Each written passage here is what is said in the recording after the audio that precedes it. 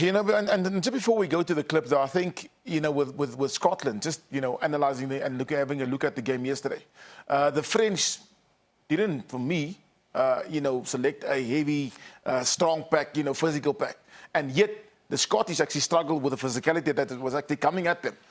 So I think if we, are allowed to select our strongest team, then we should, merely on the way we apply ourselves in the game, should be able to dominate the Scots. If we allow them to play, then they are a dangerous team with ball in hand, because lots of options, out the back and deeper, and actually asking questions with ball in hand. But if we do what we do and carry the way we do, then it will be a long, long day for them. For example, from set phases, they don't really come off the line as hard. They wait until you launch, and then they make it ugly at the breakdown. On attack, different story though. So if we look at this clip that we're going to play now, so there's something that we picked up.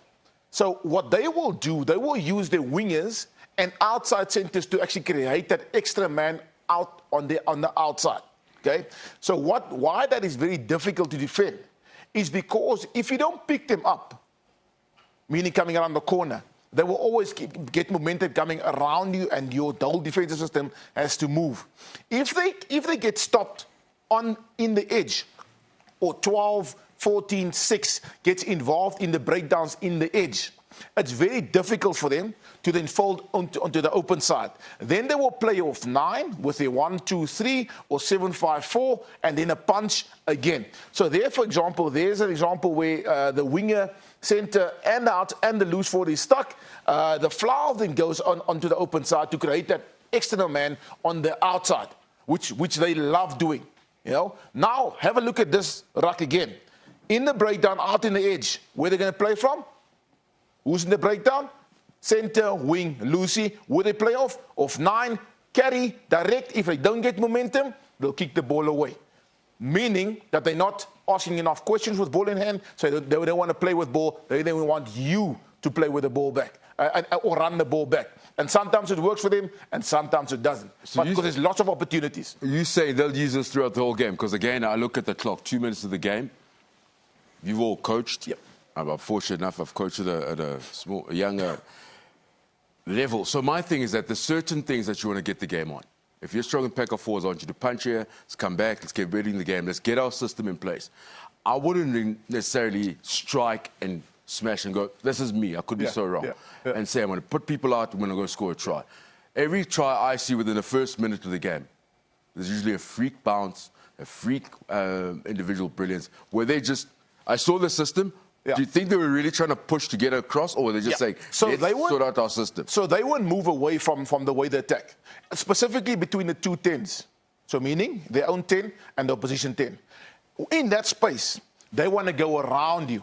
When they get into the goal zone in the 22, they want to be more direct and asking questions from the defense. So can our rush defense sort this out? If they do, we will be in charge.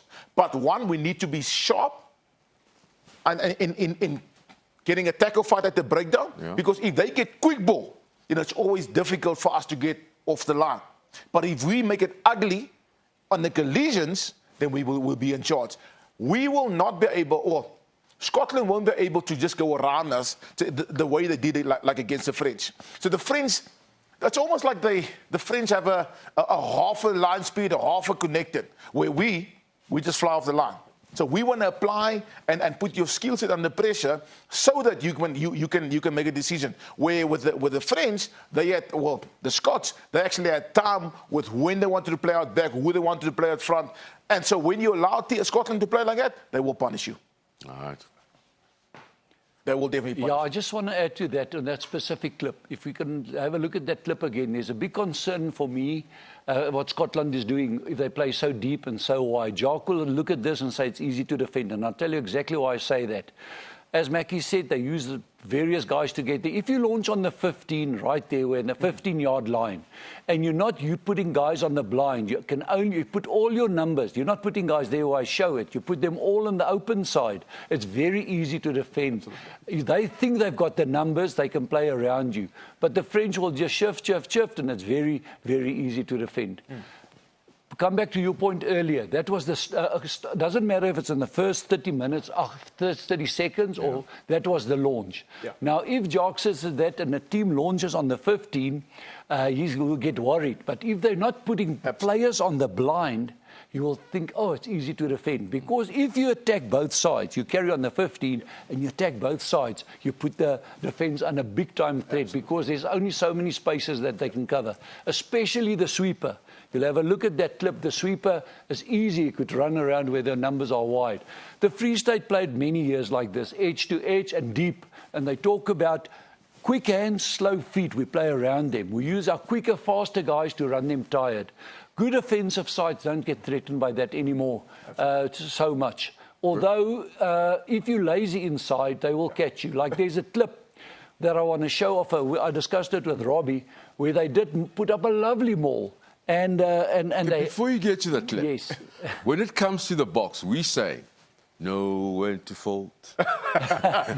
So now, do you feel, because I mean, you both of you raising like, listen, these guys are playing like this, trying to get behind, it's easy to defend. Could they be holding back for that first game? Can be. They might. The 10th? They might. The 10th? Yeah. I doubt it.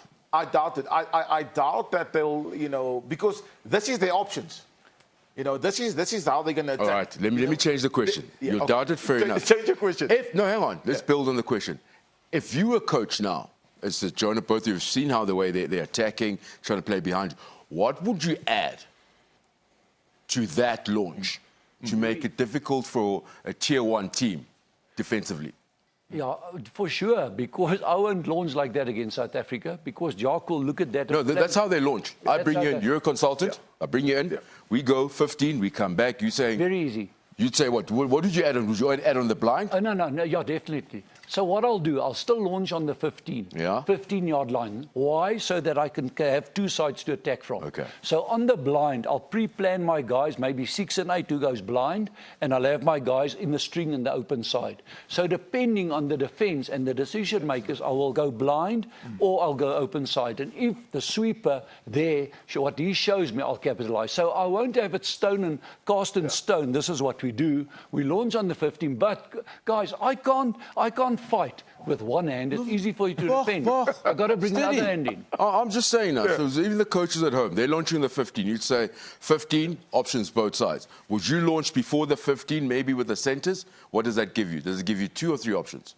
Look, why? They're very simple. Why I don't want to launch on the edge? It's easy for the defence. It's much easier to defend from the touchline than from the 15. I like a midfield launch. That's what I'm saying. Yeah, that's exactly what I'm saying. Yeah. So that is my point. You asked me what I would do. I will keep the launch the same, but I'll take the next phase attack totally different if I was there. How would you do the next phase? I'll make sure that I've got 2 or 3 guys on the blind, the way I showed it there with the guys moving on the picture, and my same string on the open side. So all 15 my guys, if I launch on the 15, we know how we're going to use all 15 to attack from that launch. Yeah. If you do like they did, they bring their blind side guys to the open side, then it's very easy to do. 2 launches, Swys, you're saying in the 15th, have attacked next phase, so you're launching exactly where they're launching. You're launching on the 15th. That's good. It was a good launch. Happy with that? Yeah. Where else would you launch after that? Not after? Let's say the first phase, line out. They're launching on the 15th. Would you go closer or not? That comes with coaching. Exactly. Some coaches will plan it on the launch, then there, then there, then there. Like Joe Smith. Joe Smith plans it 6 to 8 How does Swys plan it? I play the launch and then play what you see. But to play what you see, I got to have all my guys ready and all my options ready. And I got to understand where's my 5 spaces. And then the playmakers will decide. Like the 5 spaces. Do you get that going wide or you get them going in the middle? The space number 1 is through the middle. Okay. Space number 2 is on the where the defenders stop, 2 and 3. Both sides. And 4 and 5 is the kicking space or the passing space. Who's your playmaker, 9 or 10?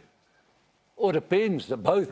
If my play is off 9, 9 is the playmaker. If it's off 10, 10 is the playmaker. But my biggest playmaker is 15, especially on counter-attack, because he sees the spaces.